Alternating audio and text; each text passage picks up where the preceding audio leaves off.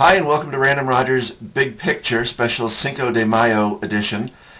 Just one thing on the agenda this week that has the potential to be misconstrued depending on how good your listening skills are or aren't. We recently, as a firm, got some new software that allows for us to measure portfolio stuff in a much more sophisticated manner than our old software.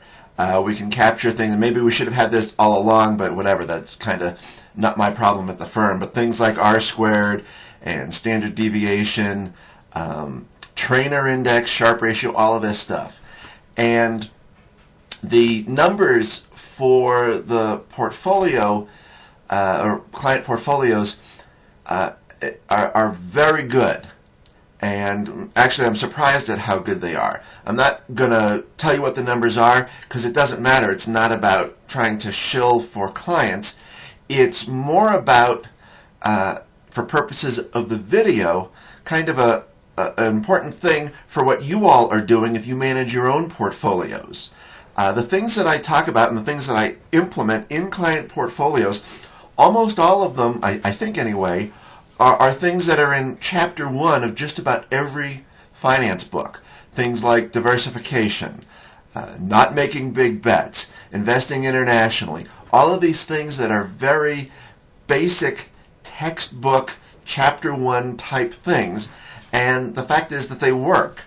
And that's kind of the important thing. A lot of people do some very involved things, and this is something I've kind of touched on before, and it's not to say that they shouldn't. But from the standpoint of balancing between time spent and getting the results that you want or need or can sleep with or live with or whatever, that just having a balanced portfolio that has exposure to all the sectors, making small decisions about overweighting and underweight, and believe me, the decisions about sectors really are small. It's usually, not always, but usually just a shade of gray overweight or a shade of gray underweight. It's nothing that dramatic.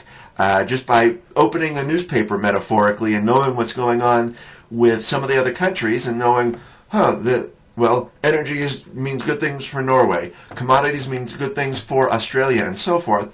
All of these types of things, which really at the starting point are very simple things, can really go a long way to having good risk-adjusted returns. And that's kind of the thing. I manage people, or manage money for other people who don't want to have a roller coaster ride. And so being able to smooth things out, and as we're seeing, and this is all stuff that I have been writing about for 2.5 years now, which I can't believe, all of that stuff, can lead to a really a good risk-adjusted result.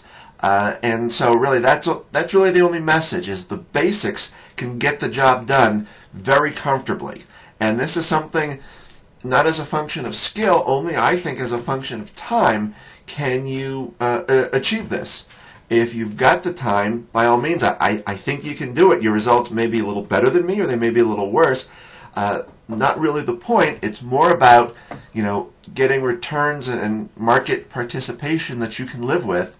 And apparently the crap I've been writing about all this time for 30 months really does seem to work. Who knew? Anyway, that's about it. Have a good weekend.